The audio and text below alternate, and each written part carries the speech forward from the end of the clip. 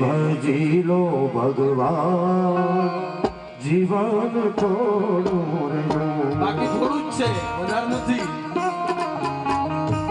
આ લગભગ બેઠા બધા 60 આસપાસના છે ઉપરના એ તમે ભાવે ભજી લો ભગવાન જીવન વાલા થોડું રહ્યું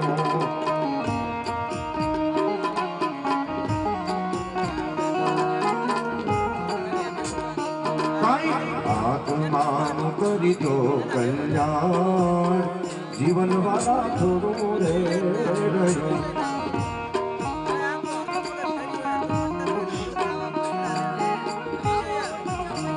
એને દીધેલા કોણ તમે ભૂલી ગયા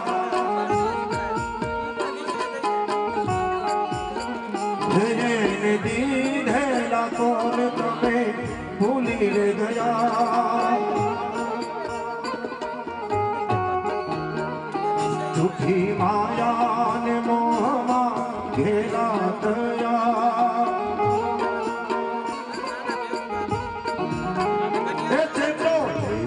તો બાકી માયા જીવન થોડું રહ્યું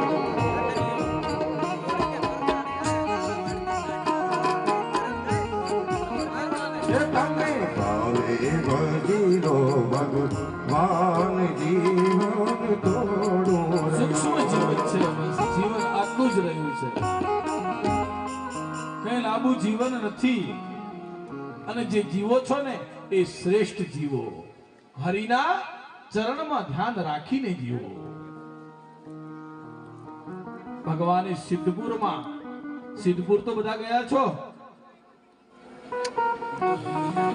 મેં આમ એક કથા હતી ને કીધું સિદ્ધપુર તો બધા ગયા છો ને એટલે નીચે ઉતર્યો ને એક બા મળ્યા એ તો ગયા નથી પણ બાપજી હવે છોકરા લઈ જાય એમ લાગે છે હો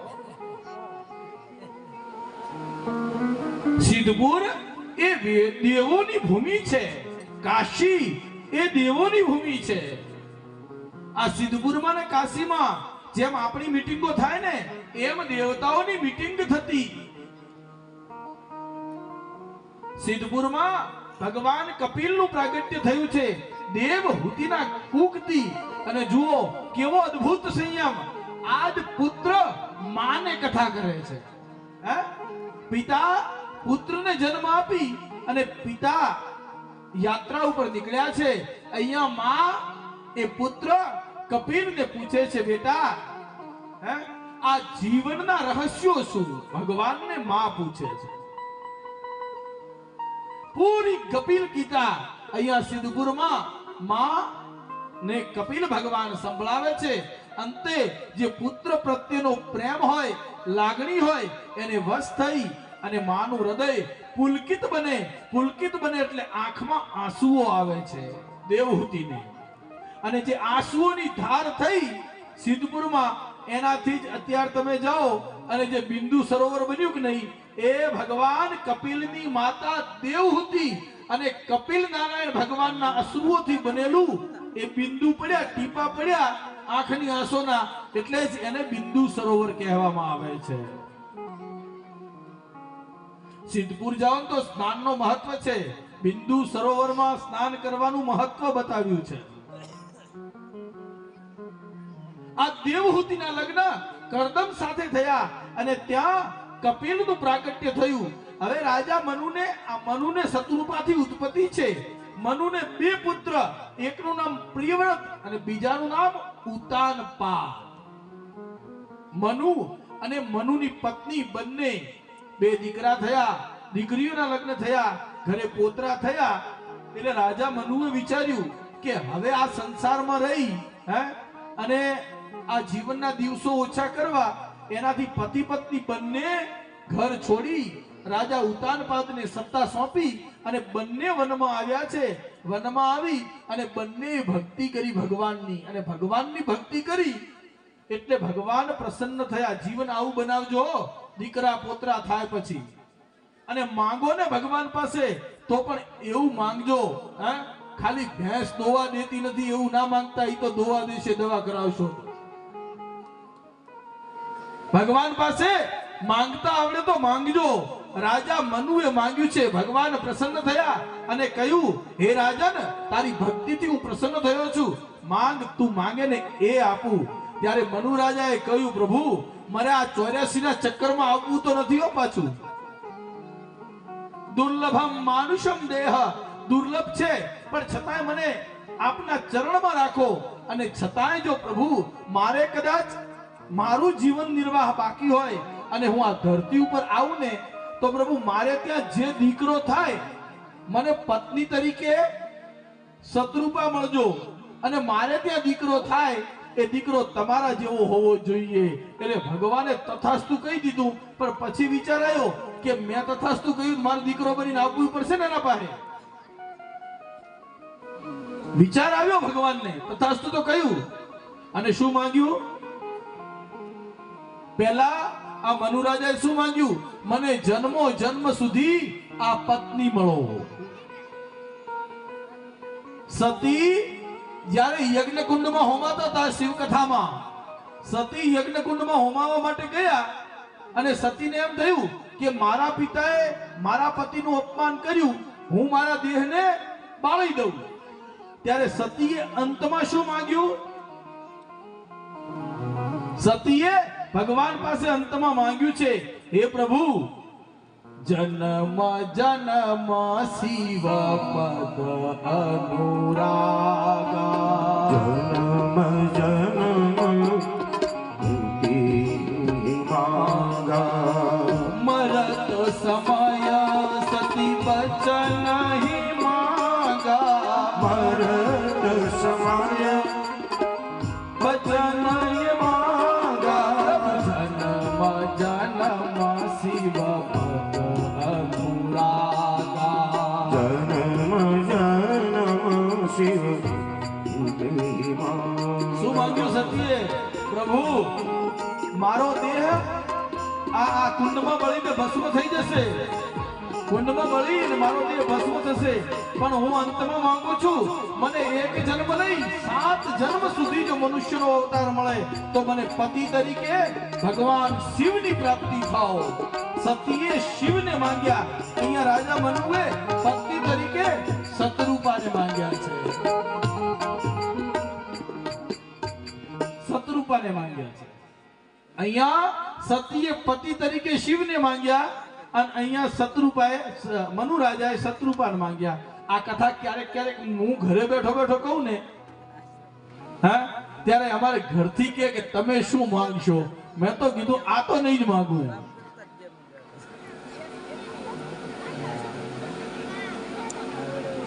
આ એક પૂરો થાય તો ઠીક હો, 7 તો કેમ પૂરા થાય? આજ દાંપત્યની ખોટ છે. હા, પતિ પત્નીનો સમન્વય જ એવો હોવો જોઈએ કે અંત સમય પર ભગવાન પાસે જો માંગણી થાય ને, તો રાજા મનુએ માંગ્યું કે મને પત્ની શત્રુપા મળો, સતીએ માંગ્યું મને પતિ શિવ પ્રાપ્ત થાઓ.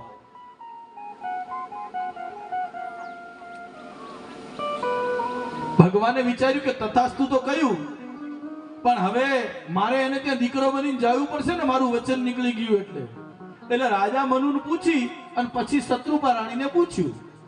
શત્રુપાને કહ્યું કે દેવી, તમારા પતિએ તો પુત્ર તરીકે મને માંગ્યો, તમે તપસ્યા કરી છે હાથે હાથે, હા, તમારી ઈચ્છા કંઈક અલગ હોય તો કહો મને. એટલે શત્રુપાએ ભગવાનને કહ્યું છે, પ્રભુ, જે મારા પતિએ માંગ્યું ને એ મને મંજૂર છે કે તમે પુત્ર રૂપે આવો, પણ એમાં એક નવી શરત છે મારી. જો મને પૂછ્યું તો શત્રુપાએ કહ્યું મારી શરત છે. તો કે બોલો શરત? તો કે તમે અત્યારે ઊભા છો ને, આ શંખ ચક્ર ગદા અને પદ્મ, આ ચતુર્થ 4 આયુધો ધારણ કરીને, હે, આ 4 આયુધો વાળા પુત્રની મારે જરૂર નથી હો.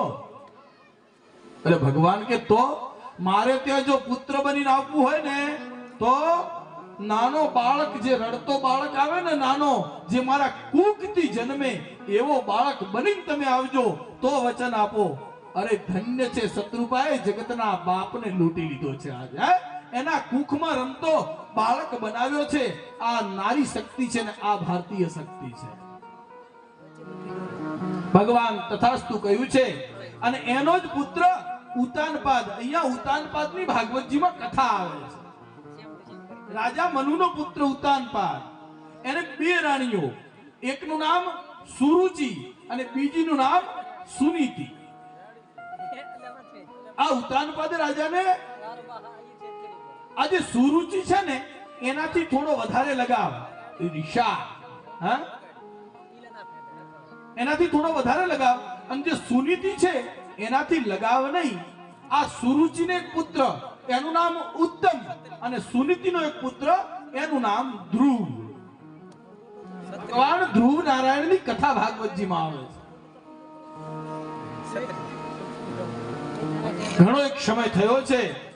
આ સુરુચિ છે એ રાજાના મહેલમાં, એના પતિના મહેલમાં ઉતાનપાદની સાથે રહે અને સુનીતિથી રાજાનો વ્યવહાર થોડો કટ ક્ષોભ ભર્યો. એટલે સુનીતિ મહેલની બાજુમાં એક મકાન બનાવેલું છે, એની અંદર એકલી એના પુત્ર ધ્રુવની સાથે રહે છે. પુત્ર નાનો, પુત્રની આયુષ્ય 5 વર્ષની. એક દિવસ આ છોકરાઓની સાથે આ ધ્રુવજી મહારાજ બારે રમતા હતા. એટલે એક જેવડા બાળકો ભેગા થયા અને બાળકો એકબીજાની વાત કરવા લાગ્યા. એટલે કોઈક બાળકે કહ્યું, અલા ધ્રુવ, તો કે હા, તને ખબર છે તારા પિતા કોણ છે? તું તો તારી માં જોડે એકલો રહે. નાનો બાળક, એને ખબર નહીં કે પિતા, માં અને પિતા વચ્ચેનો શું ગજગરાહ છે. એટલે ધ્રુવજીને કહ્યું, ધ્રુવજી, તમને ખબર છે તારા પિતા કોણ છે? ધ્રુવ કઈ બોલતો નથી હો, કારણ કે એને પિતા જન્મતા જોયા જ નહીં. એ રે ત્યાં પણ એને ખબર નહીં કે અમારા પિતા છે. માએ ક્યારે વાત કરી નહીં. એ બાળકે કહ્યું, આ જે મહારાજા રહ્યા ને, આ ઉત્તમ છે ને, એ તારો ભાઈ થાય. અને આ મહેલ રહ્યામાં એમાં મહારાજા છે ને ઉતાનપાદ, એ જ તારા પિતા છે. આ ધ્રુવની આયુષ્ય 5 વર્ષની. એને આઘાત લાગ્યો. મને માએ વાત કેમ ના કરી? જો આ વાત છે તો વાત કેમ ના કરી? ધ્રુવ દોડતો ઘરે આવ્યો છે. હે, શરીર ઊંચકે ભરાઈ ગયું છે અને રડવા લાગ્યો. માએ કહ્યું, સુનીતિએ કહ્યું, બેટા ધ્રુવ, છે શું? ધ્રુવ કઈ બોલતો નથી. અંતે પૂછવાથી ધ્રુવે કહ્યું છે, માં, તું સાચું બતાવ, મારા પિતા કોણ છે? માએ કહ્યું, બેટા, તને આ સવાલ આવ્યો ક્યાંથી? અરે માં, હું બારે રમતો હતો, મને લોકો કહે છે કે તારા પિતા કોણ છે. માં, તારા દ્વારા સાંભળવા નથી મળ્યું મને. ધ્રુવ સંસ્કારની એક વિભૂતિ છે. 5 વર્ષનો બાળક છે, પણ પરમ સ્વરૂપ છે પરમાત્માનું. ધ્રુવ કહે, માં બતાવ. અને પછી માં સુનીતિએ આ ધ્રુવને બધી વાત કરી છે. ધ્રુવને એમ થયું કે જો એ સુરુચિ એ મારી માં હોય અને ઉતાનપાદ મારા પિતા હોય તો મારે એમના મહેલમાં મળવા જવું પડે. અને ધ્રુવ અહીંથી ભાગતો એ મહેલમાં ગયો છે. મહેલમાં ગયો એટલે દાસ દાસીઓ ઊભા હતા. એમ તો એમને ના પાડેલી આ સુરુચિએ કે છોકરો કે કોઈ બી એ સુનીતિ મહેલમાં પ્રવેશ કરે, પ્રવેશ ન કરવા દેવા. પણ એ દાસ, આજે દ્વારપાળો હતા ને, એમની રજા લીધા વગર ધ્રુવજી દોડ્યા.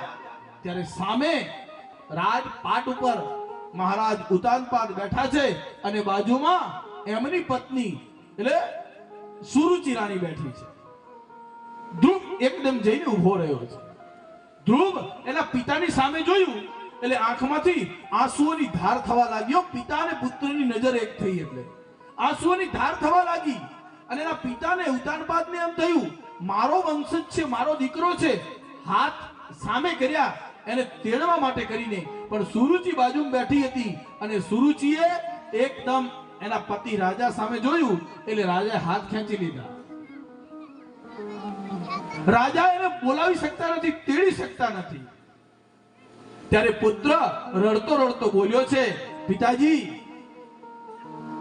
આ ઉત્તમ તમારા ખોળામાં બેઠો ને, એમ મને પણ તમારા ખોળામાં બેસવાની ઈચ્છા છે. હે, આંખમાં આંસુ છે, પિતાની આંખમાં આંસુ. મને પણ તમારા ખોળામાં બેસવાની ઈચ્છા છે.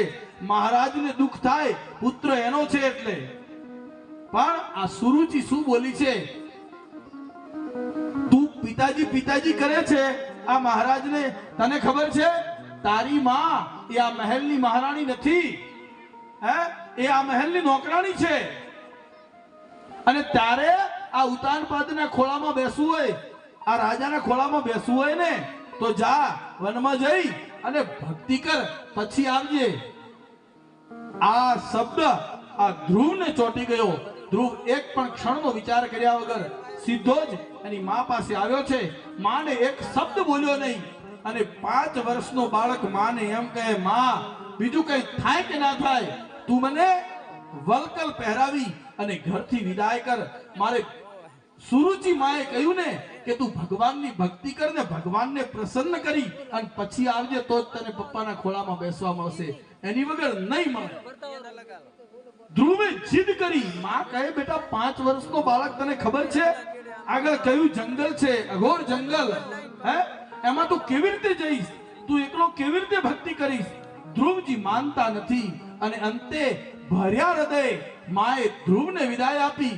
ભગવાનને ખબર પડી છે, ભગવાન છે ને એ તમારું કામ કરવા આવે ત્યારે કઈ તમને ને મને દેખાય નહીં હો કે આવ્યો છે.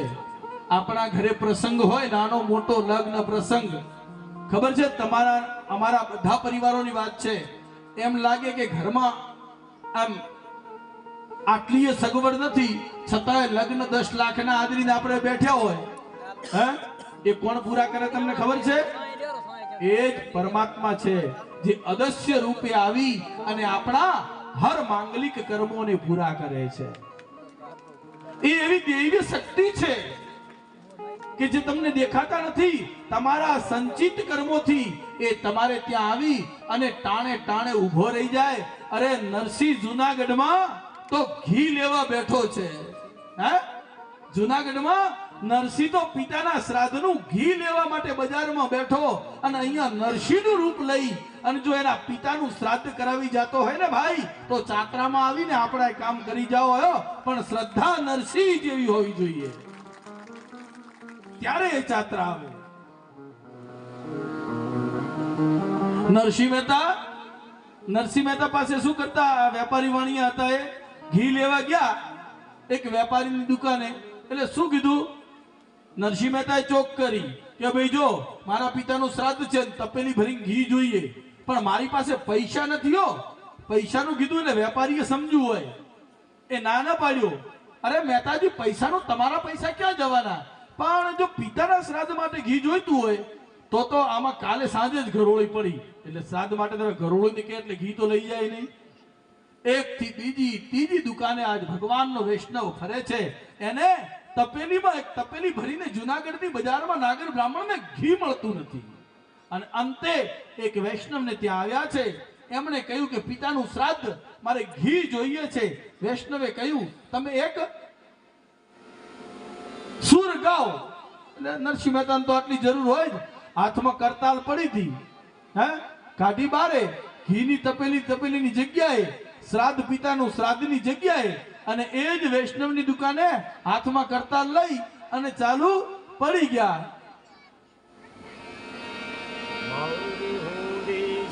કરો મહારાજ રે સાંભળા ગીરધારી, મારી ઊંડી સાંભળ્યાને હાથ રે સાંભળા ગીરધારી.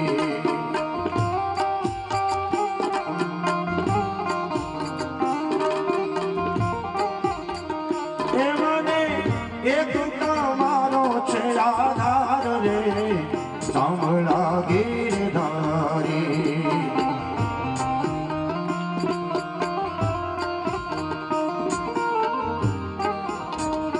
મારી ઊંડી સાંભળ્યાને હાથ રે સાંભળા ગીરધારી.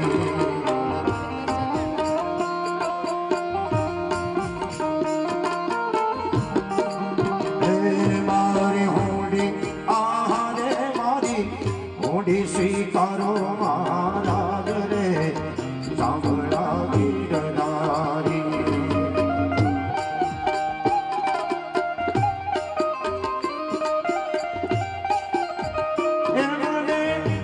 મને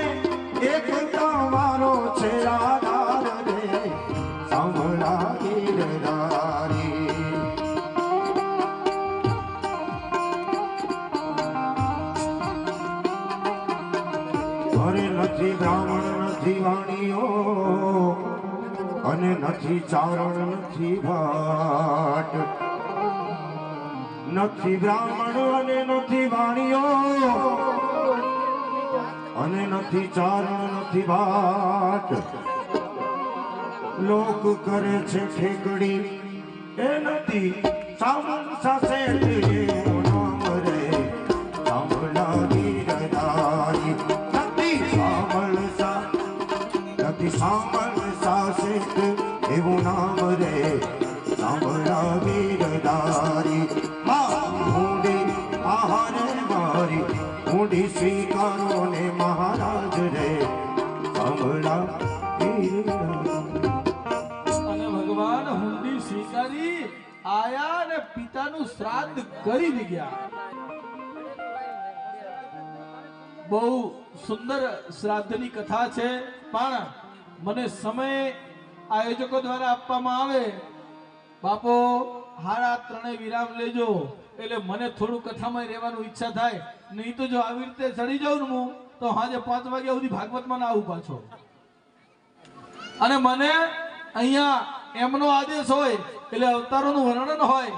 આજે ધામધૂમ પૂર્વક સાંજે કથા વિરામ સમય 3 વાગ્યા પછી 3:30 સુધીમાં ભગવાન વામનનું પ્રાગટ્ય કરવાનું છે. આપણે ભગવાન વામનજીને તૈયાર કરીને લાવશે, પણ એની પહેલા શાબ્દિક 2 પ્રાગટ્ય છે ભગવાનના હજી.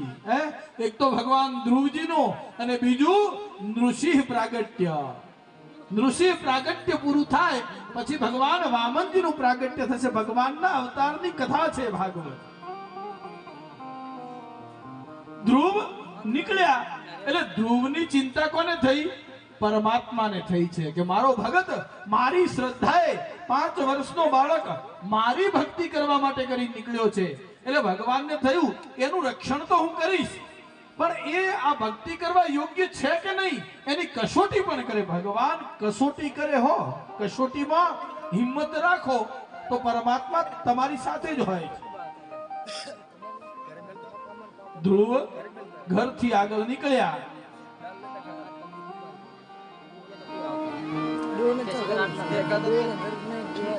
છે હો આગળ જગ્યા છે, એ સાઈડ કરાવી દો. એમ તો થોડા હટી હટીને જગ્યાઓ છે જ્યાં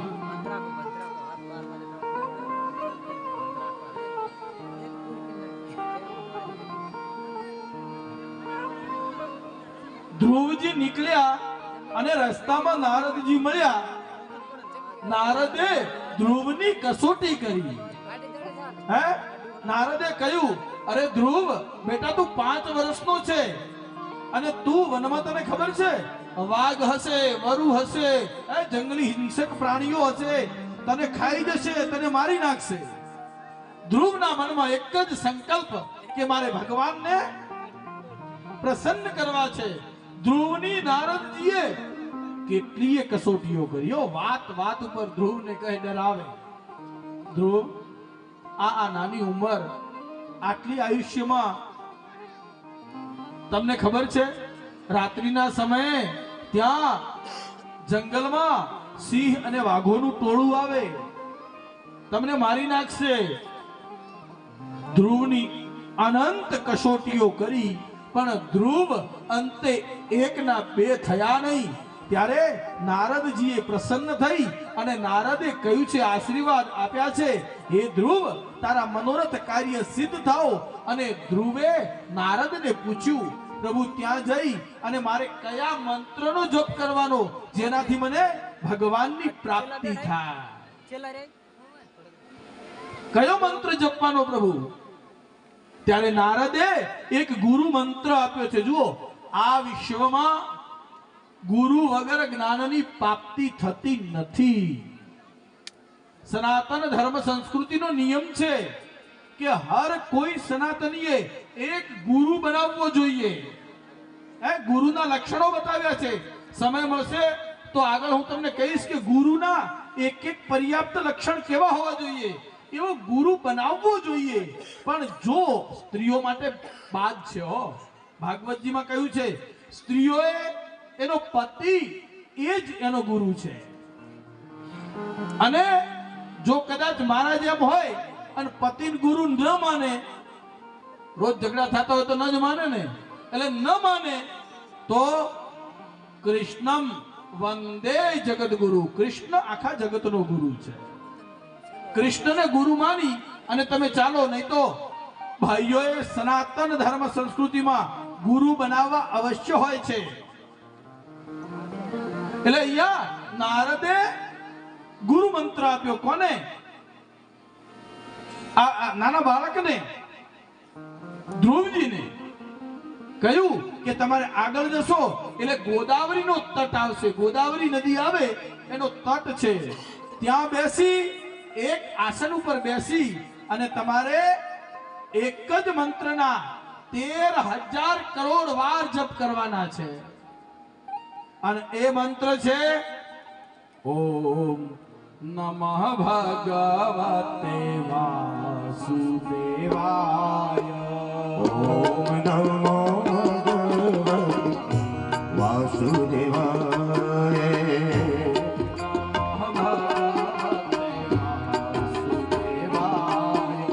ઓમ નમો ભગવતે વાસુદેવાય.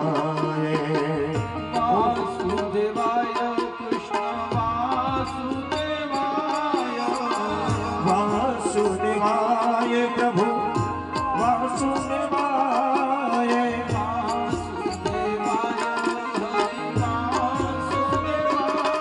હા. ઓમ નમો ભગવતે વાસુદેવાય.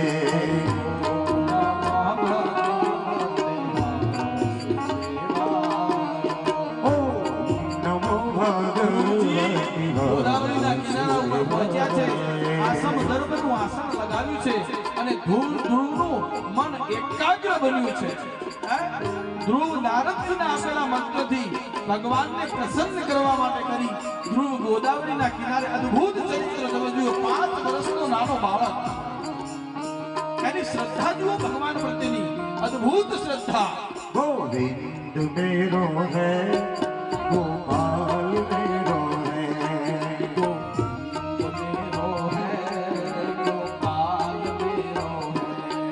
गोविंद मेरो है गोपाल मेरो है. प्रभु मांगे बिहारी नंदलाल मेरो है.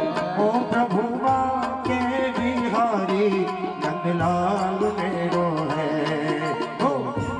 मेरो है गोपाल मेरो है. प्रभु राम रूप में आया. ધ્રુવજીનું તપ વધ્યું છે. ओ संग सीता सती को लाना. ધ્રુવ ગોદાવરીના કિનારે હરિ કીર્તન.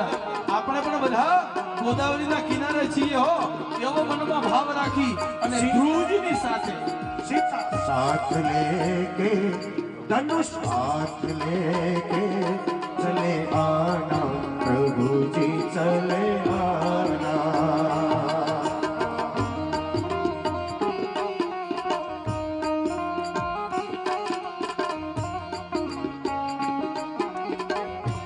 राम आएंगे तो अंगना सजाएंगे. हरि शरणम हरि शरणम हरि शरणम हरि शरणम. हरि शरणम हरि शरणम. હાથમાં માળા છે, ગોદાવરીનો તટ છે અને એક ही નામ, બસ હરિ તેરા નામ. ભગવાન પ્રસન્ન થાય. ભગવાન ક્યારે આવે હું એમની જોડે માંગુ કે મારા પિતાએ મારી જોડે અન્યાય કેમ કર્યો. અદ્ભુત તપ કરે છે ધ્રુવજી. हरि शरणम प्रभु तुम्हारे शरण. हरि शरणम शरणम शरणम तुम्हारे शरण. हरि शरणम प्रभु तुम्हारे शरण. તેરી શરણ હરિ તેરી શરણ. ओ तेरी शरण प्रभु तेरी शरण. તેરી શરણ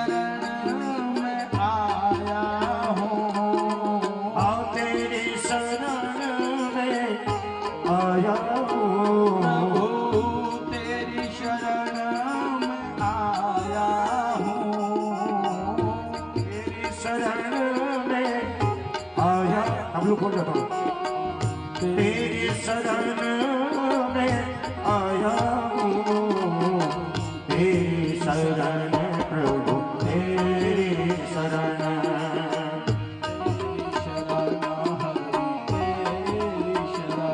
ओ प्रभु शरण में आया हूँ तेरी शरण में आया हूँ तेरी शरण प्रभु तेरी शरण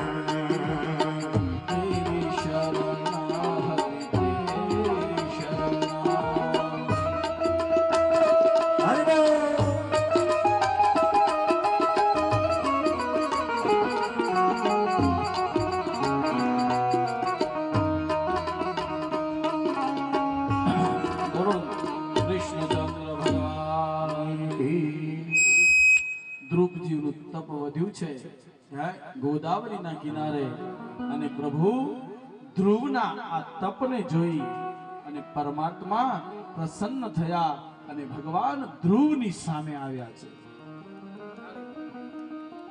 આ ધ્રુવની આયુષ્ય 6 વર્ષની નજીક પહોંચવા આવી છે, કારણ કે 13,000 કરોડ મંત્રોનો જપ કરતા 7 મહિનાથી વધારે સમય વીતી ગયો છે. અદ્ભુત ચરિત્ર ધ્રુવનું. સવારે જાગે છે, કંદ મૂળ ફળ જે ફળ મળે એનું સેવન કરે છે, ગોદાવરીનું જળ પીએ છે, પાછા ધ્રુવજી ધ્યાનમાં બેસે છે. ભગવંત પ્રસન્ન થયા. કહેવાય છે કે ધ્રુવ 13,000 મંત્ર કરોડનો જપ કરી અને ભગવાન ન આવ્યા એટલે ધ્રુવે શું કર્યું? એક પગ ઉપર ઉભા રહી અને હરિનું ભજન કર્યું છે. અંતે ભગવાનને આવવું પડ્યું છે. ધ્રુવ ભગવાનનું આ વિહંગમય દ્રશ્ય જોઈ ધ્રુવને પહેલા મનમાં ક્ષોભ થયો, ડર લાગ્યો, આવું કોણ હશે? પણ ભગવાને દિવ્ય નજરો ધ્રુવની ઉપર કરી છે. ધ્રુવ સમજી ગયા કે જેની હું પૂજા કરું છું એ જ આ ઈશ્વર છે. ધ્રુવ ભગવાનના ચરણમાં પડ્યા છે અને ધ્રુવજીએ ભગવાનને પોતાની આપવીતી કહી છે.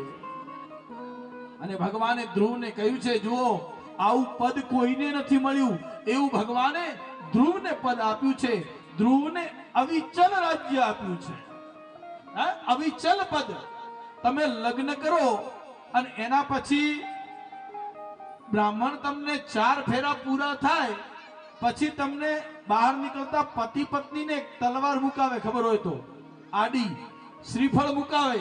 જો યાદ હોય કરજો, લગ્ન મને કહે હોશમાં પાછું બધું ભૂલી જવાય, યાદ નથી હોતું. એટલે એક શ્રીફળ મુકાવે, એક તલવાર મુકાવે અને એની પછી તમને આકાશમાં દર્શન કરવાનું કહે ને, એ જ ધ્રુવ તારાના દર્શન કરાવે છે.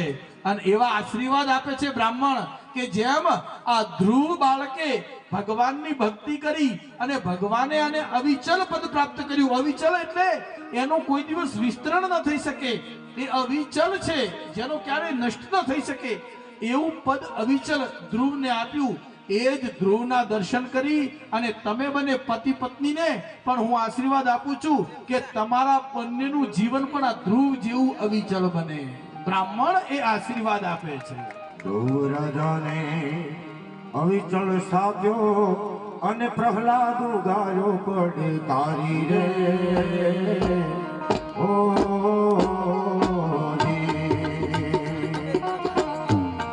રાજાને અવિચળ સ્થાપી દીધો પ્રહલાદ ગાયો પડે તારી રે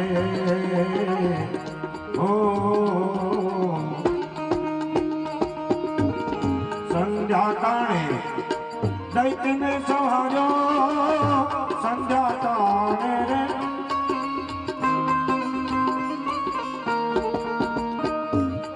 સંહાર્યો હરિએ નોર વધારી ભજન ના વાગે ભડાતા જોને મારી રે ઓ ધ્રુવજીને અવિચલ પદ આપ્યું છે.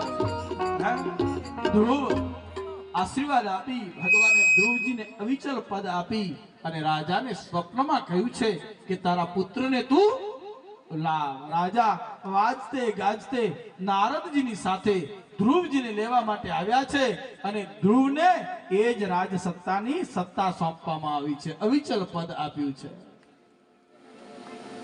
એક આ કથાઓ શું આપે?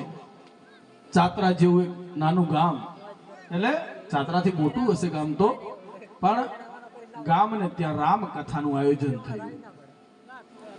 રામની કથા જીવતા શીખવાડે હો, અને ભાગવત એ મરતા શીખવાડે.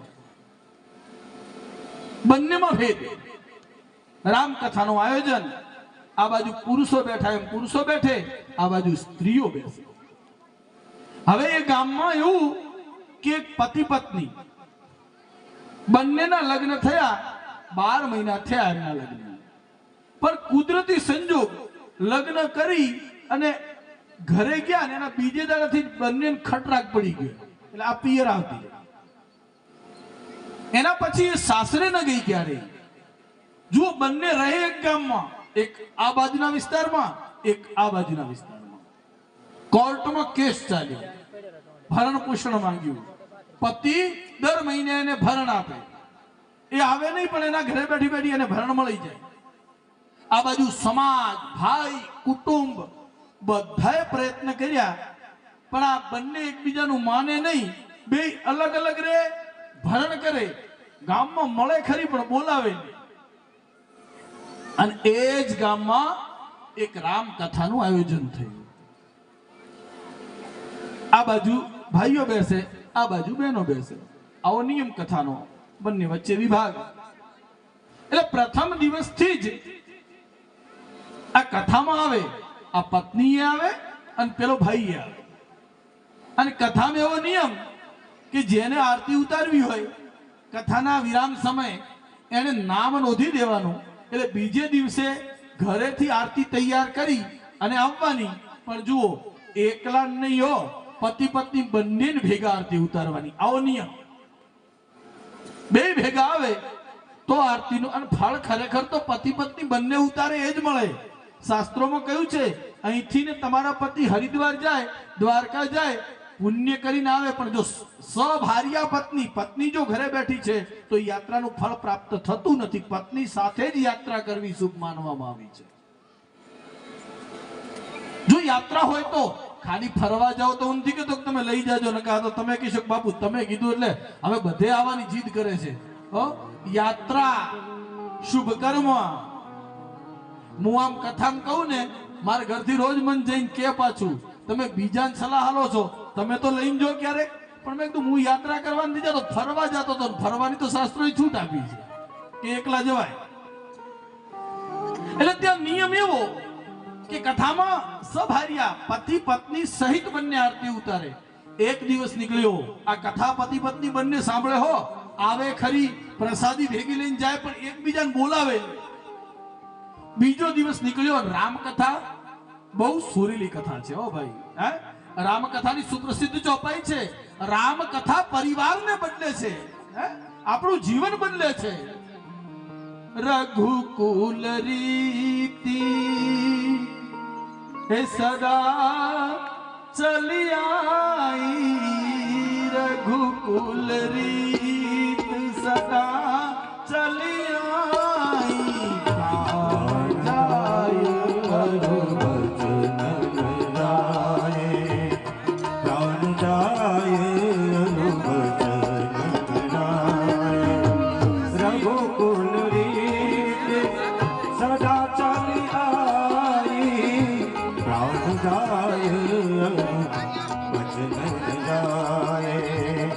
મંગલ ભવન મંગલ હારી, મંગલ ભવન મંગલ હારી, નવભૂષ દશરથ અધિર વિહારી. સિયા રામ મય સબ જુગ જાની, કરું પ્રણામ જોડી જુગ પાની. શ્રી રામ જય રામ, શ્રી રામ જય રામ, જય જય રામ, શ્રી રામ જય રામ.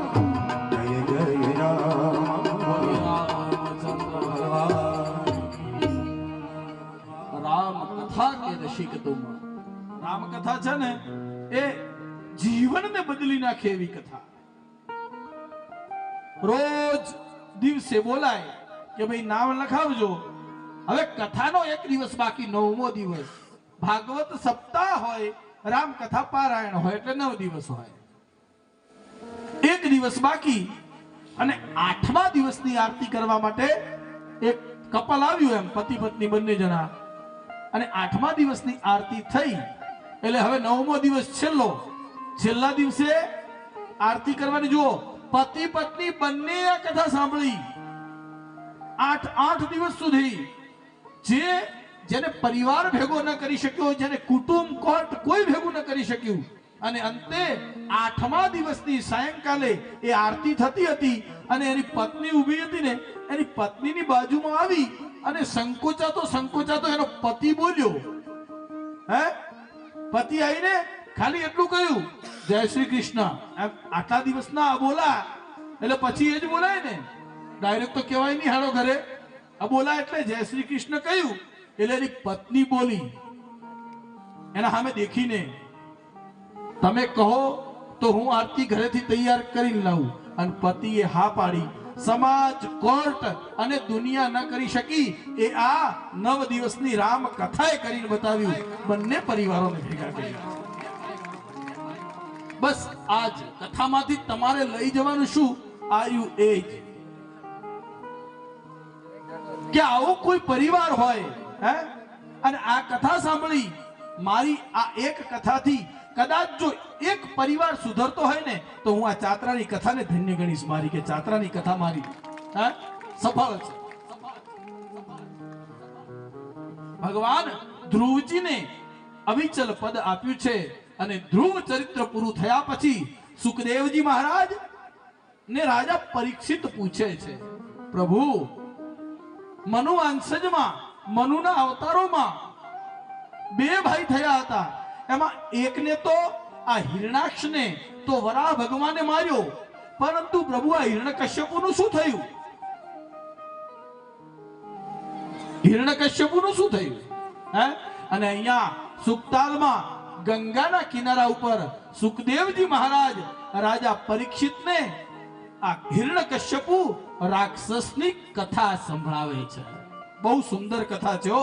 ભગવાન હિરણ્યકશ્યપુને મારવા માટે કરી અને ભગવાન નૃસિંહ રૂપ ધારણ કર્યું. નૃસિંહ રૂપ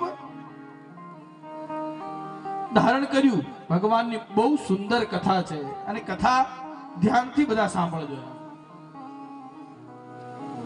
કઈ નથી, ઘરે મોડું થવાનું નથી.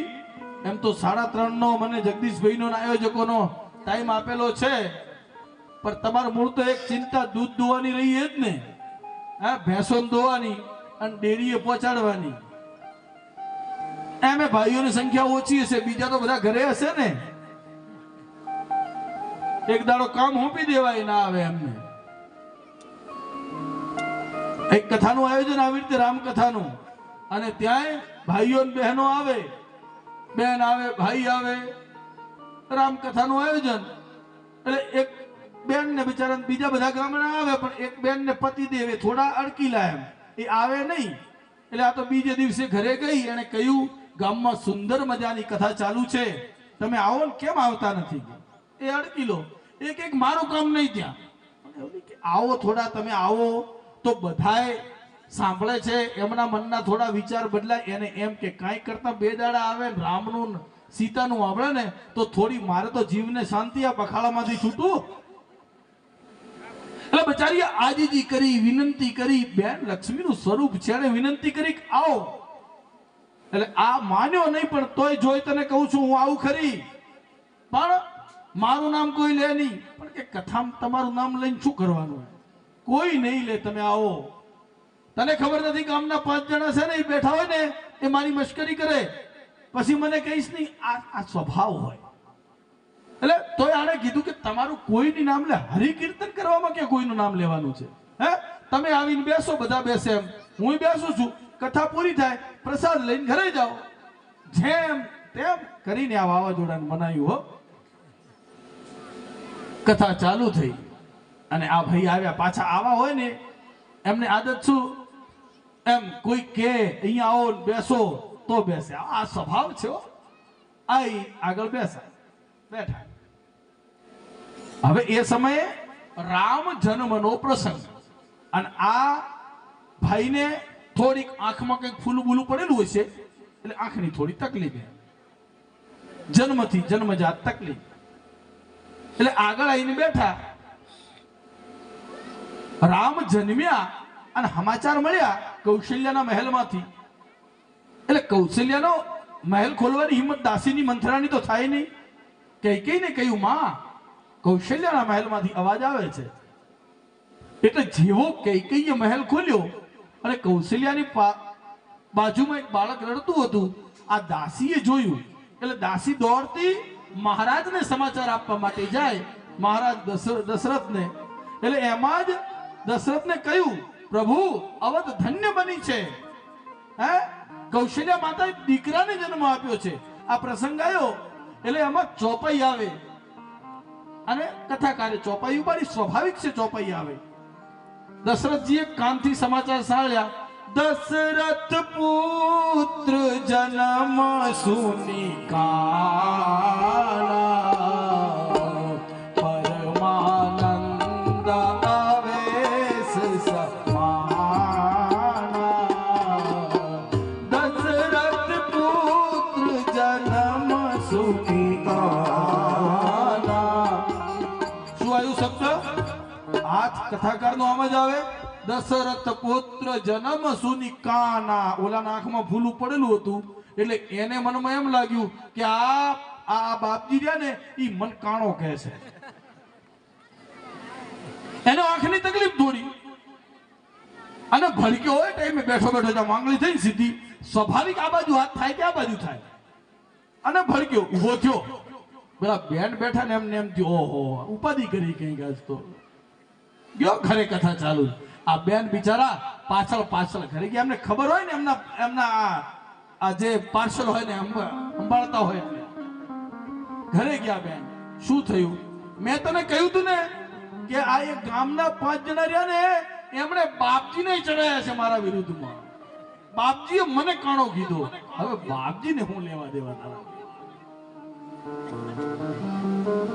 જેમ તેમ કરીને બિચારીએ પગે પડી એને જે ભાવતું હતું એ જમાડ્યું, ગમે તે કરીને મનાયો. અને હવારે વળે એમ કીધું, આજ આવો. એ તો બાપજી તો એનો સ્વભાવની કથામાં આવે એટલે એમને કેવું પડે. કોઈએ કીધું નથી, મનના વેમ કાઢી નાખો. જેમ તેમ કરી થોડો અને મનાયો, ઠંડો પાડ્યો. એટલે બીજે દાડે આવવા તૈયાર તો થયો પાછો. ભલે પાછો આવ્યો ને બેઠો. હવે રામ જન્મે એટલે બાળક વેશમાં હોય, અને બીજે દિવસે શું થાય? પાપા પગલી ચાલે ભગવાન. નાના બાળક એકદમ, એટલે પાપા પગલી ચાલે એટલે અદ્ભુત સ્વરૂપ હોય રામનું. પાપા પગલી ચાલે એટલે એ સમયે પાછી બીજી ચોપાઈ આવે. કથામાં આવે એમાં બાપજી શું કરે? એ બેઠો પાછો, અને પાછી ચોપાઈ આવી. બીનુ પદ ચલાઈ સુનાઈ બીનુ કાના, બીનુ પદ ચલાઈ એ સુનાઈ બીનુ કાના. પાછો પડી ગયો. વળે મને કે કાણા કીધું, પણ આ ચોપાઈ છે ભાઈ. હે, બીનુ પદ ચલાઈ, પગ નથી છતાંય પરમાત્મા ચાલે છે. સુનાઈ બીનુ કાના, કાન નથી છતાંય પરમાત્મા સાંભળે છે. એમ બીનુ પદ ચલાઈ સુનાઈ બીનુ કાના. અને પાછો ભડક્યો અને ભાગ્યો. એટલે આવું જો આપણે કોઈ હોય ને તો દુઆ જ રાખજો કર્યો. તમે આવજો બધાય, પણ મનાઈ મત લાવશો. હરિ અનંત, હરિ કથા અનંત. હરિની કથા અનંત છે. જેનો કોઈ અંત ના હોય એ જ અનંત, અને એ જ હરિના વિસ્મરણની કથા છે. હિરણા કશ્યપુની કથા આવે છે. બોલીએ નૃસિંહ નારાયણ ભગવાન કી જય. આ હિરણ્યકશ્યપુની કથામાં પ્રવેશ કરીએ એની 2 મિનિટ પહેલા મને ઈચ્છા છે કે તમારું બધાનું ધ્યાન, ચાત્રામ તો લગભગ ચા પીવા વાળા ઓછા, પણ ચામાં સમય થોડા હલો ને બધા, એટલે મને લાગે ખરી કે હવે શરીર ચા માંગે છે. આવી જશે, ચિંતા ના કરશો. કથામાં ધ્યાન રાખો તમે. હો 1-2 મિનિટ માટે બધા તાળી પાડી હાથથી હરિનું કીર્તન કરીએ. હે પ્રભુ, પ્રહલાદને ઉગારવા માટે નરસિંહ ભગવાન આયા ને એમ તું પણ અમારા ચાત્રામાં આવ પ્રભુ, અમને આ પાપોના મૂળમાંથી ઉગાર. નારાયણ નારાયણ ભજ ગોપાલ હરે. નારાયણ તાળી પડવી જોઈએ છેલ્લે સુધી બહેનોમાં. નારાયણ નારાયણ ભજ ગોવિંદ હરે. નારાયણ નારાયણ ભજ ગોપાલ હરે. હિરણાક્ષ અતિ હરણા વરાહ ધરણી ધરણા. નારાયણ નારાયણ ભજ ગોપાલ હરે. પ્રભુ નારાયણ નારાયણ નારાયણ તાળી પાડીને ભાઈઓમાં છેલ્લે બહેનોમાં બધે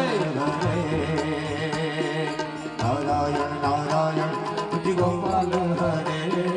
નારાયણ ગોવિંદ હરે. નારાયણ દીન દયાળ ભજ ગોપાલ હરે. નારાયણ દીન દયાળ ભજ ગોપાલ હરે. નારાયણ દયાળ ભજ ગોપાલ હરે. નારાયણ પ્રભુ મન રામ ભજ ગોપાલ હરે. ભજ નારાયણ નારાયણ જય જય ગોવિંદ હરે. જેમ વૃંદાવનમાં ગોપીઓ કૃષ્ણ માટે આતુર બનતી ને એમ આ ચાત્રામાં બેઠા ગોપીઓની જેમ બધા આતુર બનો. હે પ્રભુ, પ્રહલાદ ભક્ત છે અને ભક્ત પ્રહલાદને ઉગારવા માટે તું સ્તંભમાંથી આવ્યો ને એમ આપણી ભક્તિ એકાગ્ર થાય અને ભગવાન સુધી ચાત્રાની પ્રાર્થના પહોંચે અને પરમાત્માનું પ્રાગટ્ય થાય. નારાયણ નારાયણ ભજ મન ગોપાલ હરે. આ નારાયણ દીન દયાળ ભજ ગોપાલ હરે.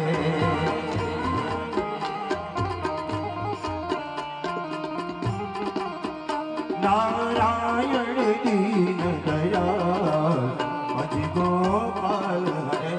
બધું પડ્યું રહેવાનું છે અનુભાઈ, બધું એમને એમ છે. હે દૂધ 200 ભેંસો 500 એનો પગાર આવશે, ખરીદી કરશો, હે ખૂબ બધા પૈસા ભેગા કરશો, કપડા લાવશો, સોના ચાંદી બનાવશો, પણ અંતે હે આ વિચાર્યું અંતમાં આ નજરની સામે બધું પડ્યું જ રહેશે. કોણ લઈ જશે એ ખબર નથી આપણને. कसमें वादे प्यार वफा के ये वादे हैं, ये वादों का क्या कोई किसी का नहीं ये सच है. कोई કોઈનું નથી હો, कोई किसी का नहीं ये सच है, ये बातें हैं बातों का क्या. सिर्फ बातें हैं, હું તારો તું મારો, કોઈ કોઈનું નથી. બધું જ પડ્યું રહેશે, બધું મૂકી જવાનું છે.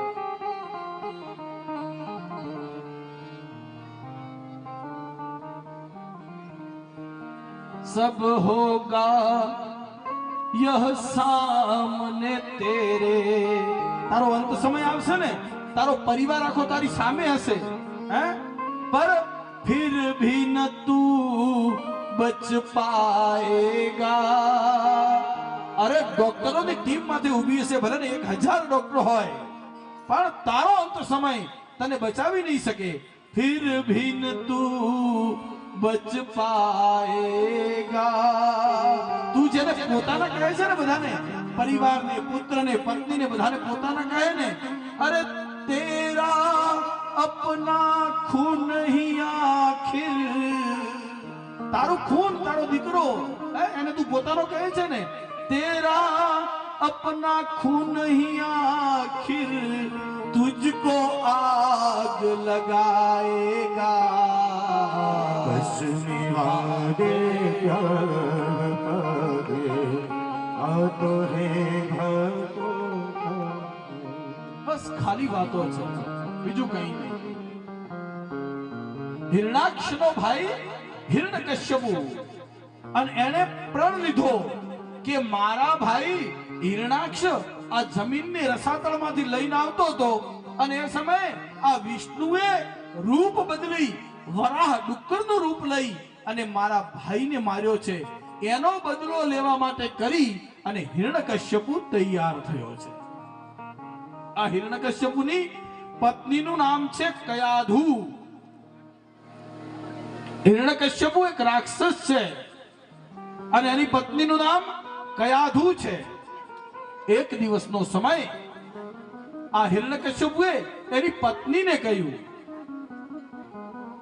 દેવી સાંભળો, હું ભગવાનની તપસ્યા કરવા માટે કરીને જાઉં છું, ભગવાનને પ્રસન્ન કરવા માટે કરી અને હું જાઉં છું, પણ હું ક્યારે આવીશ એ નક્કી નહીં. 1 વર્ષ 2 વર્ષ 5 વર્ષ 10 વર્ષ 100 વર્ષ 500 વર્ષ 1000 વર્ષ નીકળી જાય તપશ્ચર્યામાં, જ્યાં સુધી પરમાત્માનું ચરણ પ્રાપ્ત ન થાય ત્યાં સુધી હું પાછો આવીશ નહીં. પત્નીએ કહ્યું ઠીક છે. પત્નીએ કુમકુમનું તિલક કર્યું, અને આપણે ત્યાં રિવાજ, આ કવરધાએ હિરણ્યકશ્યપુને દહીં અને રાઈના દાણા નાખે. કોઈ પણ શુભ કાર્ય માટે જાઓ ત્યારે તમારે દહીં ખાઈને ઘરથી નીકળવાનું, આ શ્રેષ્ઠ માનવામાં આવ્યું છે. કવરધાએ વિદાય આપી છે. આ હિરણ્યકશ્યપુ મંદરાચલ પર્વત ઉપર આવ્યો અને ભગવાનને ઈચ્છા થઈ કે જો આ પરમાત્માને પ્રાપ્ત કરી લે તો આ મહાપાપી વિનાશ વેરી દે છે. એટલે ભગવાને યુક્તિ કરી. ભગવાને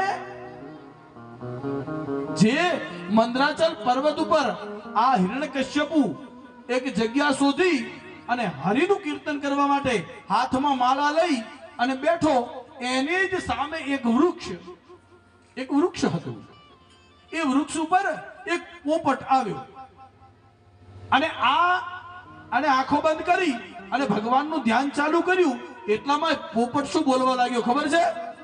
પોપટ બોલવા લાગ્યો, નારાયણ નારાયણ ભજ ગોપાલ હરે, નારાયણ નારાયણ ભજ ગોપાલ હરે. પોપટ આટલું બોલ્યો એટલે આ હિરણ્યકશ્યપુની આંખ ખુલી. એને જોયું આ પોપટ અને એ પણ મારા દુશ્મનનું નામ લે છે. મારે વિષ્ણુને તો મારવાનો છે અને વિષ્ણુની મારવા માટે હું બ્રહ્માજીને પ્રસન્ન કરવા આવ્યો અને આ વિષ્ણુનું નામ લે એટલે આ તો અપશુકન થયા ગયા કહેવાય. મારા દુશ્મનનું નામ લે એટલે આજ તો મારે શુકન સારા થયા નથી. એટલે સાંજે હિરણ્યકશ્યપુ ઘરે આવ્યો અને એની પત્ની, જો પત્ની કેવી માંગી હતી કરદમ ઋષિએ કાલે, કામ પત્ની નહીં ધર્મ પત્ની જોઈએ. આ પત્ની કવરધા જેવી હોવી જોઈએ. ઘરે આવ્યો એટલે એની પત્નીએ પૂછ્યું, કેમ સવારે ગયા અને તમે સાંજે આવી ગયા, આટલા જલ્દી પાછા આવ્યા? એટલે હિરણ્યકશ્યપુએ કહ્યું કે મને અપશુકન થયા.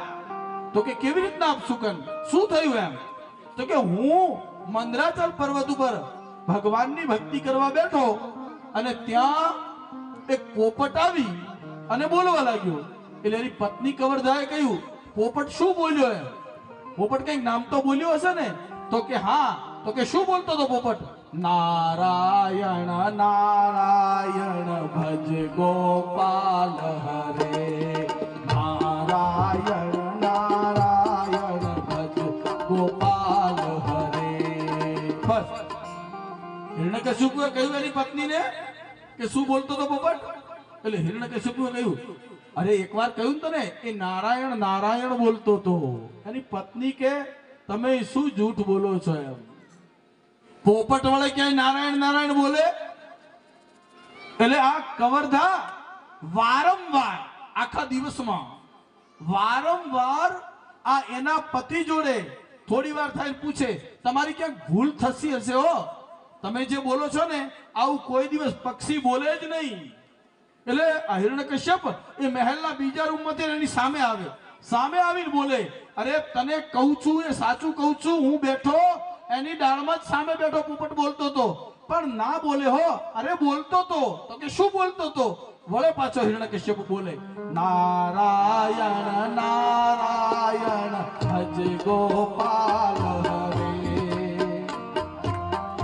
નારાયણ ભજ ગોપાલ હરે. આમ કરતા કરતા જો પત્ની કેટલી ચાલાક છે તમે જોયું? આ મહાપાપી હિરણ્યકશ્યપુની પાસે સવારથી માંડી અને સાંજ સુધીમાં એ વિષ્ણુનો દુશ્મન આ હિરણ્યકશ્યપુ વિષ્ણુને મારવા માટે કરી અને બ્રહ્માજીની પ્રાર્થના કરવા માટે જાય, બ્રહ્માજીને પ્રસન્ન કરવા જાય અને એ જ વિષ્ણુનું નામ આ કવરધા નામની એની પત્ની એને વારંવાર પૂછી પૂછી અને આખા દિવસમાં 100 વખત એનું નામ લેવડાવ્યું છે. થોડી વાર થાય પૂછે મને તો ભૂલ લાગે છે હો, તમે ભલે સમજો કે ન સમજો, બાકી કે પોપટ ઉડતા હોય પોપટ થોડું બોલે. એટલે પાછો આવે તને સાચું કહું છું હો, એ બોલતો તો અને પાછું મેં મારી કાનથી સાંભળ્યું છે કે એ નારાયણ નારાયણ ભજ ગોપાલ હરે, ભજ નારાયણ નારાયણ હરે. આવી રીતે 100 વખત દિવસ દરમિયાન નામ લેવરાયું છે. રાત્રિનો સમય થયો છે. હિરણ્યકશ્યપુ એના શયન કક્ષમાં છે અને એ જ સમયે હિરણ્યકશ્યપુ એ મહારાજા હતો. એના શયન કક્ષની બહાર 2 દાસીઓ ઊભી હોય અને રાત્રિના સમયે આ પત્ની કયાધુ હિરણ્યકશ્યપુને શયન કક્ષમાં એની સેવા કરવા માટે કરીને આવે છે. એના ચરણ દબાવવા માટે.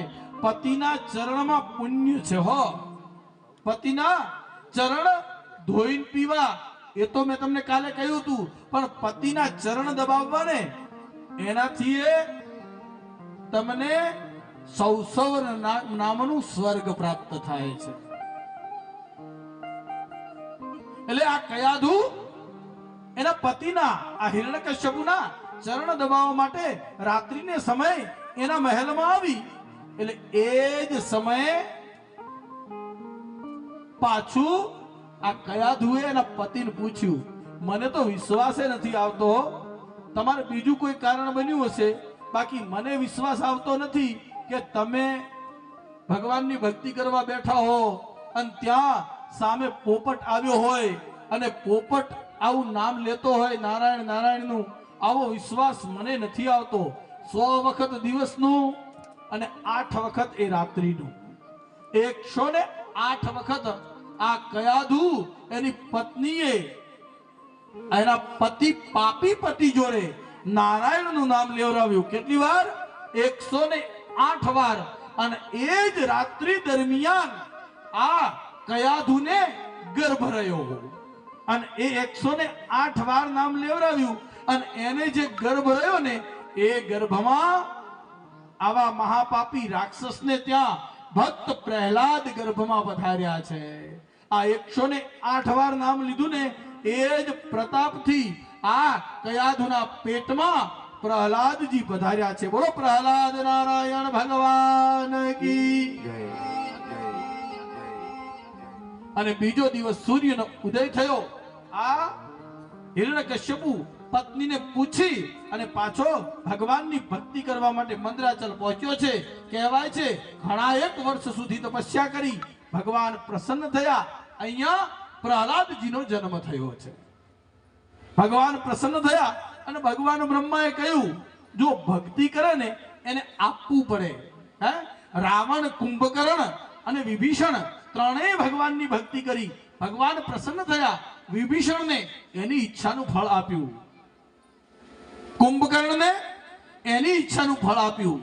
રાવણે જ્યારે વરદાન માંગ્યું ને ત્યારે ભગવાનની આંખમાં આંસુ આવી ગયા, પણ એની ભક્તિ કરી હતી એટલે તથાસ્તુ કહેવું જ પડે. ભગવાન શિવને પ્રસન્ન કરી અને પછી એને શક્તિ માંગી, પણ પહેલા બ્રહ્માને પ્રસન્ન કર્યા. ત્યારે રાવણે ત્રિકૂટમાં માંગ્યું, હે પ્રભુ, હા, રઘુવંશમાં એનો વંશ આગળ વધવો ન જોઈએ. અયોધ્યાના રાજા રઘુ છે, એમને ત્યાં દશરથની સત્તા આવશે, પણ દશરથને ત્યાં એક પણ પુત્ર ન થવો જોઈએ અને રઘુનો વંશ આગળ વધવો ન જોઈએ. ભગવાન બ્રહ્માની આંખમાં આંસુઓની ધાર થઈ, તેમ છતાંય ભગવાને તથાસ્તુ કહેવું પડ્યું. એ વચનને ફેરવ્યું એ બરાબર, પણ તથાસ્તુ કહેવું પડ્યું છે. અહીંયા હિરણ્યકશ્યપુએ ભગવાન પાસે માંગ્યું કે પ્રભુ, મને એવું વરદાન આપો કે હું ક્યારેય ન મરું. અમરત્વ માંગ્યું છે. ભગવાને કહ્યું, હિરણ્યકશ્યપુ, એ સંભવ નથી. જેનો જન્મ છે એનું મૃત્યુ નિશ્ચિત છે. જન્મવાનું છે એને મરવું જ પડે. અમરત્વ ફળ તને મળે નહીં. એટલે હિરણ્યકશ્યપુએ કહ્યું, તો પ્રભુ, હું દિવસે ન મરું અને રાતે ન મરું. શું માંગ્યું એને? હું દિવસે ન મરું, હું રાત્રે ન મરું, હું અસ્ત્રથી ન મરું અને હું કોઈ પણ તલવાર જેવા શસ્ત્રથી ન મરું, લોખંડથી કે કોઈ પણ હથિયારથી હું મરું નહીં. હું માણસથી ન મરું અને હું રાક્ષસથી ન મરું. દાડે ન મરું, રાતે ન મરું, અસ્ત્રથી ન મરું, શસ્ત્રથી ન મરું, મનુષ્યથી ન મરું, રાક્ષસથી ન મરું, ઘરમાં ન મરું, બારે ન મરું. બધું આવી ગયું લગભગ. તો આમાં મરવાનું કઈ બાકી રહેતું નથી. ભગવાને તથાસ્તુ કહ્યું છે. આ વચન પ્રાપ્ત કરી અને હિરણ્યકશ્યપુ ઘરે આવ્યો છે. પ્રહલાદજીની ઉંમર 5 વર્ષની થઈ છે. પ્રહલાદની નામકરણ વિધિ થઈ અને એના પછી હિરણ્યકશ્યપુ આવ્યો એટલે 5 વર્ષની આયુ થઈ છે. શુક્રાચાર્યના 2 પુત્ર, એકનું નામ શંડા અને બીજાનું નામ અમર્ક. શંડામર્ક આ 2 પુત્ર છે. આ હિરણ્યકશ્યપુના શાસનમાં એક પાઠશાળા ચાલે. દીકરો મોટો થાય એટલે આપણે એને ભણવા મૂકીએ ને. પ્રહલાદજીની શ્રદ્ધા જુઓ તમે. 5 વર્ષની આયુ છે દીકરાની, એમની શ્રદ્ધા. અને એ શ્રદ્ધા તમારા ને મારામાં જન્મશે ને ત્યારે ભગવાનને આવવું પડશે આપણી જોડે. એક મંદિર નાનું, રામનું મંદિર, અને એની એક ભૂદેવ ભગવાનની પૂજા કરે. અને એ ગામના રાજા, એટલે રાજાનો રોજનો નિયમ, રાજા રોજ સવારે વહેલા સવારી લઈને આવે અને ભગવાનને જે આગલા દિવસે ભગવાનના કંઠમાં જે હાર પહેરાયેલો હોય, ફૂલોનો હાર, એ ફૂલોનો હાર સાંજે ઉતરે. બીજે દિવસે નવો હાર આવે, પણ જે સાંજે ઉતરે ને એ હાર મંદિરમાં એક જગ્યાએ લટકાવી રાખવાનો. સવારે વહેલી રાજાની સવારી આવે, ભગવાનના ગળામાંથી ઉતરેલો હાર સીધે સીધો રાજાના ગળામાં જાય. આવો વર્ષોથી નિયમ. એક દિવસ પૂજારીને ઈચ્છા થઈ, ભગવાનના ચરણ પખાળે છે, ભગવાનની પૂજા કરે. એ પૂજારીને એમ થયું સવારે કે રાજા રોજ ભગવાનનો હાર પહેરે તો એને કઈક મજા તો આવતી હશે ને. હરિના હૃદયને સ્પર્શી જે હાર ઉતરે છે એ રાજા પહેરે, રાજાને કેટલી શાંતિનો અનુભવ થતો હશે. અત્યારે આજ ઉતારી અને થોડી વાર હું પહેરી લઉં, સવારી આવશે એની પહેલા લટકાડી દઈશ, રાજાને થોડી ખબર પડવાની છે કે મેં પહેર્યો છે.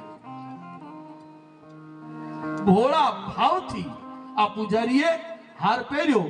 અને પૂજારી પૂજા કરે ત્યારે ઉપવસ્ત્ર ધારણ કરેલું લગભગ હોય નહીં, એ પીતાંબર પહેરે અને ખુલ્લા શરીરે એ ભગવાનની પૂજા કરતા હોય. સવારની ઉતાર્યો, પાછો સવારી આવવાની થઈ એટલે હાર લટકાડી દીધો.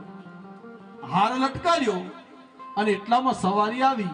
રાજાએ ભગવાનના દર્શન કર્યા અને હાર જે નિયમ હતો એ પ્રમાણે હાર ગળામાં પહેરી અને રાજા નીકળ્યા. પણ સાંજના ટાઈમે શયન કક્ષમાં જતા ટાઈમે રાજાએ એ હાર ગળામાંથી આમ ઉતાર્યો એટલે હારની સાથે સાથે એક કેશ, માથાનો એક બાલ હોય ને એવો બાલ આ હારની અંદર વીંટળાયેલો જોયો. એટલે રાજાને મનમાં શક થયો કે હું તો મારા વસ્ત્રોની ઉપર આ હારને પહેરું છું અને આટલા વર્ષોથી પહેરું, જીવનમાં ક્યારેય આ બાલ ક્યારેય મારા આ હારમાં આવ્યો નથી. ભગવાનના શરીરથી ઉતરેલા આ હારમાં ક્યારેય બાલ આવ્યો નથી. યા તો ભગવાનના શરીર ઉપર વાળ છે અથવા તો આ હાર બીજા કોઈ કે પહેરીને પછી મને આપ્યો છે. રાજા સાંજના સમયે મંદિરમાં આવ્યા છે. એ પૂજારીને પૂછ્યું. પૂજારી થરથરવા લાગ્યો. આ ત્રણનું કોઈ નક્કી નહીં હો.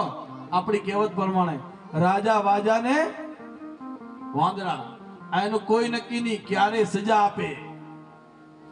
એટલે રાજા પૂજારીને પૂછ્યું કે મહારાજ, આ હાર સીધો મારા ગળામાં, ભગવાનના ગળામાંથી સીધો મારા ગળામાં આવે છે કે બીજું કોઈ વચ્ચે આપલે કરે છે, પહેરે છે?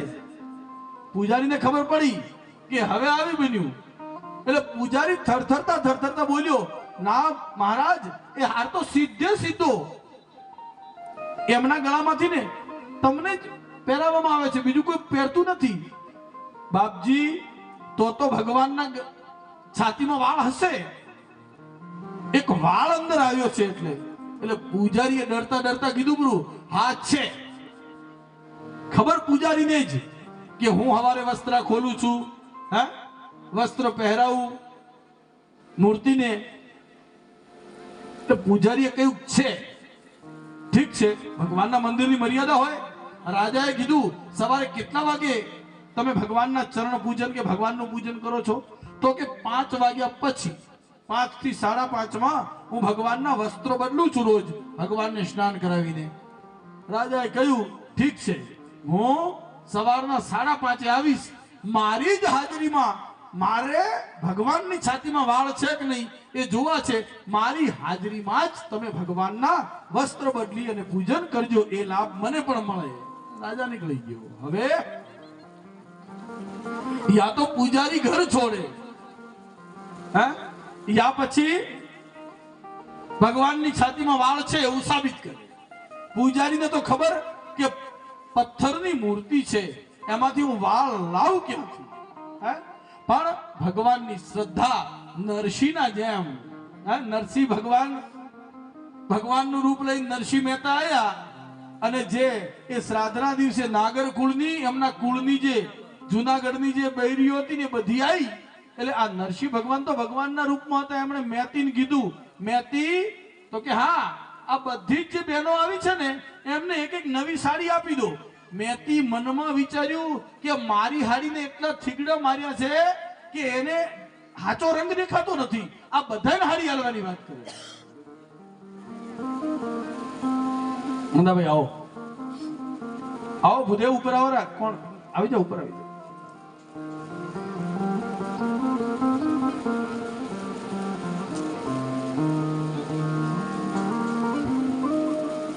મારી સાડીને એમ એટલા થીગડા માર્યા કે એનો કલર મને દેખાતો નથી. બસ એ જ શ્રદ્ધા. પણ મહેતીને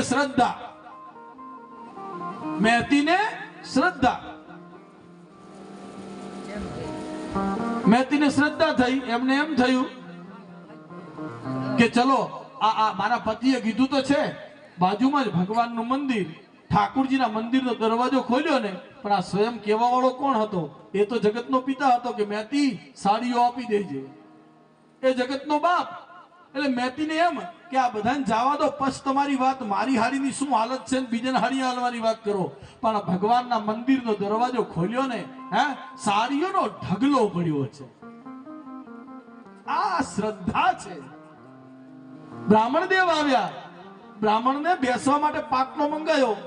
એટલે મહેતીને કહ્યું, મહેતી, હા, આ ભૂદેવ આવ્યા છે, આપણા પિતાનું શ્રાદ્ધ કરાવશે, એના માટે સોનાનો પાટલો લાવો બેસવા. મહેતી કે એક વાળી હતી એ વેચીને તો આ સીધું લાવ્યું છે, છેલ્લી વાળી અને હોનાનો પાટલો. પણ મહેતી પાછી ઠાકુરજીના મંદિરમાં જાય છે, સોનાના પાટલાનો ઢગલો પડ્યો છે. આ એ જ કૃષ્ણ છે. અહીંયા પૂજારી ને એમ થયું કે હવે હું કરું શું, એમ કઈ સ્થિતિ મારી. આંખમાંથી આંસુ બંધ થતું નથી હો. રાત્રિએ ભગવાનની આરતી કરી, આખી રાત પૂજારી જાગ્યા છે. એને એમ, હે પ્રભુ, આ મારી લાજ હે ને એ હવે તારા હાથમાં છે, મારા હાથમાં નથી. એમ પ્રભુ તમે છો મારા, હે પ્રભુ તમે જ મારા જીવનના સારથી છો, તમે બચાવી શકો મને. પ્રભુ તમે છો મારા જીવન રથના સારથી. પ્રભુ તમે છો મારા જીવન રથના સારથી. કૃષ્ણ તમે છો મારા જીવન રથના સારથી. જ્ઞાન ગીતા ઉપદેશી મુજને, જ્ઞાન ગીતા ઉપદેશી મુજને બનાવજો પરમારથી. મારા જીવન રથના સારથી. પ્રભુ તમે છો મારા જીવન રથના સારથી.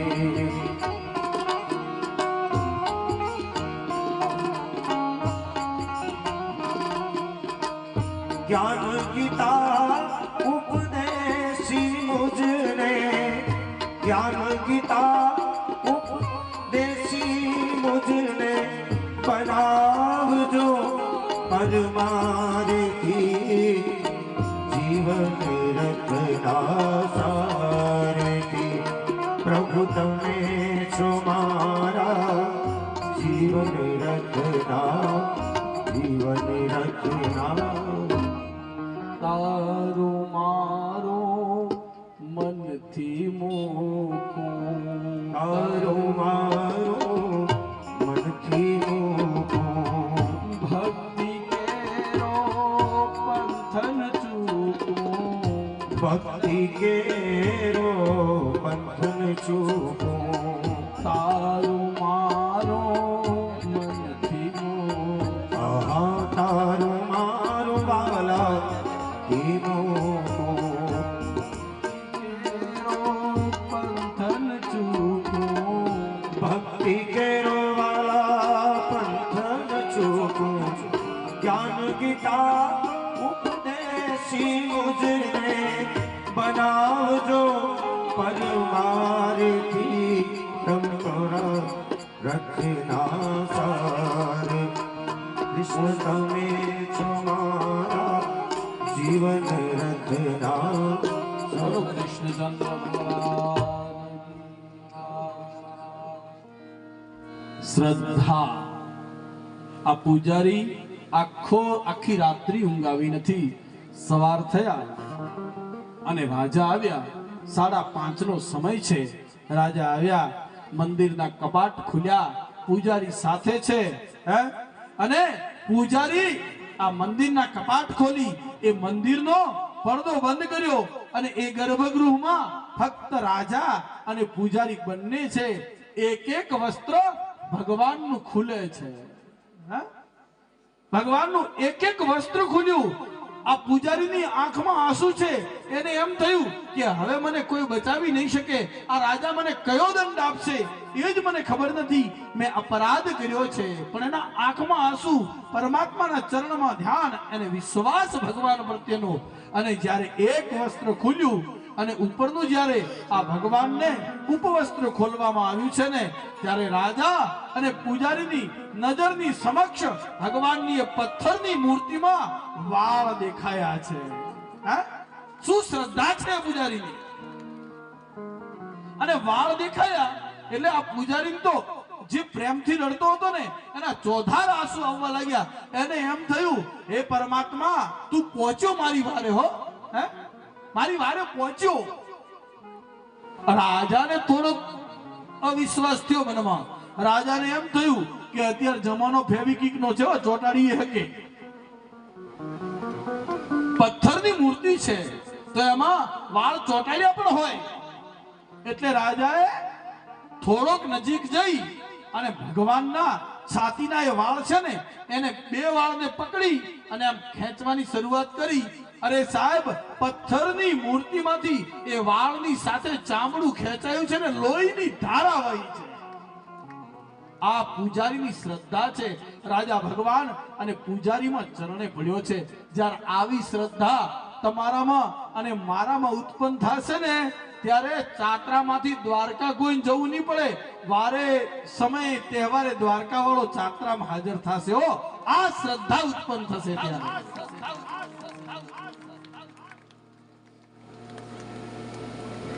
હિરણ્યકશ્યપુને ત્યાં પ્રહલાદનો જન્મ થયો. પ્રહલાદની ઉંમર 5 વર્ષની. શુક્રાચાર્ય એ દૈત્યોના ગુરુ છે અને એમના 2 પુત્ર શંડા અને મર્ક. આ શંડા મર્ક એ દૈત્યરાજ શુક્રાચાર્યના પુત્રો ત્યાં આ હિરણ્યકશ્યપુના શાસનમાં ત્યાં એક વિદ્યાલય ચલાવે છે. એટલે પ્રહલાદજી 5 વર્ષના થયા એટલે આ હિરણ્યકશ્યપુજીએ એ શંડા મર્ક બંનેને બોલાવ્યા છે. એક ગુરુ છે અને એક શિક્ષક છે. બંને ત્યાં બાળકોને વિદ્યા ભણાવે છે. છોકરું 5 વર્ષનું થાય એટલે સ્કૂલે મૂકીએ ને આપણે, એમ આ પ્રહલાદજીને સ્કૂલે મૂકવા, અભ્યાસે મૂકવા માટેની તૈયારી કરી છે હિરણ્યકશ્યપુએ. પ્રહલાદજી હિરણ્યકશ્યપુને પિતાની સામે બેઠા છે અને એક બાજુ આ શંડ અને અમર્ક આ બંને શુક્રાચાર્યજીના પુત્રો બેઠા છે. હવે અહીંયા હિરણ્યકશ્યપુએ કેવું શિક્ષણ આપવાની વાત કરી છે પુત્રને. આ બંનેને કહ્યું કે તમારે આ મારા પુત્રને શિક્ષણ કેવું આપવાનું, એને ધર્મનું, જ્ઞાનનું, આ શિક્ષણની જરૂર નથી. ફક્ત ને ફક્ત એ મારો પુત્ર છે પ્રહલાદ, એટલે હું રાજા છું અને એને રાજાનું જ શિક્ષણ આપવાનું, રાજકારણનું જ શિક્ષણ આપવાનું, ધર્મનું જ શિક્ષણ આપવાનું છે. રાજ ધર્મનું જ, બીજું કઈ નહીં. રાજનીતિ કેવી રીતે કરવી એ જ શિક્ષણ, એના વગર કોઈ શિક્ષણ આપવાનું નહીં. ઠીક છે, પ્રહલાદજીને ગુરુકુલમાં મૂકવામાં આવ્યા છે. ઘણો એક સમય થયો ત્યાં પ્રહલાદજી એમના સખાઓની સાથે ગુરુકુલમાં ભણે છે. પણ ઘણો બધો સમય થયો એટલે રાજા હિરણ્યકશ્યપુને એમ થયું કે હું આજ પુત્ર અને આ સંડામર્ક ગુરુને બંનેને બોલાવું, જોઉં મારા પુત્રએ કેટલી શિક્ષા પ્રાપ્ત કરી છે, કેટલું ભણ્યો છે. સભા ભરાણી છે. સંડામર્ક પ્રહલાદજીને લઈને આવ્યા. પ્રહલાદ આ હિરણ્યકશ્યપુ એટલે પિતાના ખોળામાં બેઠા છે અને પ્રહલાદજીને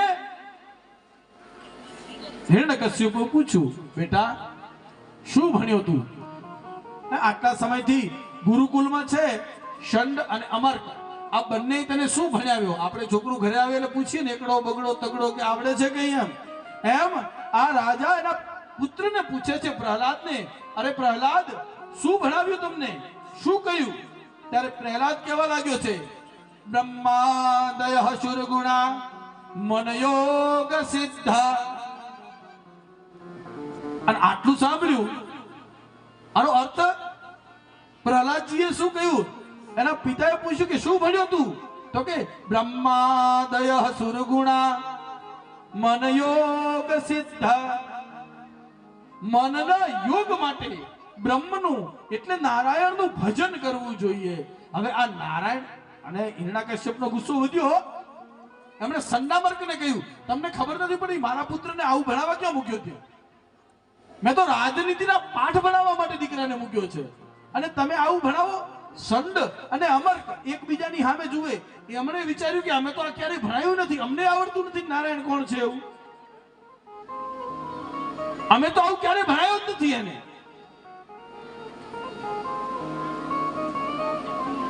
હિરણ્યકશ્યપુએ કહ્યું છે ફરીથી ગુરુકુળ મૂકો.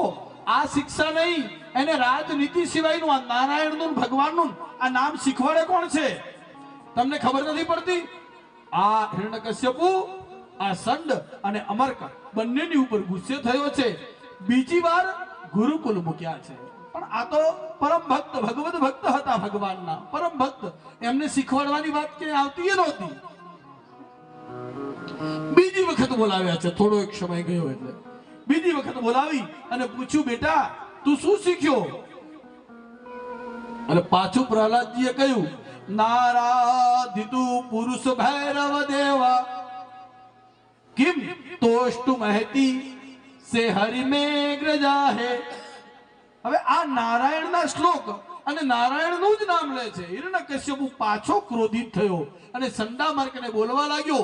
હે, આ પ્રહલાદજી જેવા હાથમાં હતા ને એમ હાથમાંથી ધડાંગ દઈને પ્રહલાદને વિષ્ણુનું નામ લીધું એટલે નીચે પછાડ્યા અને સેનાપતિઓને આદેશ આપ્યો કે એને હાથીઓના પગ નીચે મૂકી દો, કચડાઈ નાખો. આ નારાયણનું નામ લે એવા પુત્રની મારે જરૂર નથી. અને ત્રીજી વખત જ્યારે ગુરુકુલમાં મૂકવામાં આવ્યા ત્યારે ઘણો એક સમય ગયો, પણ પ્રહલાદજી ને લઈ અને આ સંડા અને મર્ક આ બંને સભામાં આવ્યા નહીં.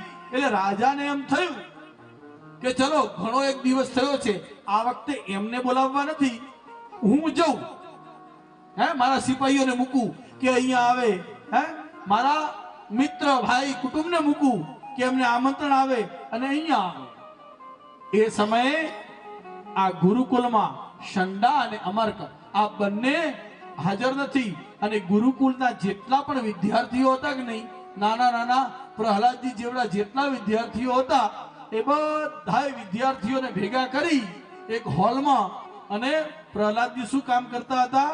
બધાની પાસે એક જ નામ લેવડાવે. ત્યાં કોઈ બીજું નામ નહીં, એક જ નામ, નારાયણ નારાયણ ભજ ગોપાલ હરે. નારાયણ નારાયણ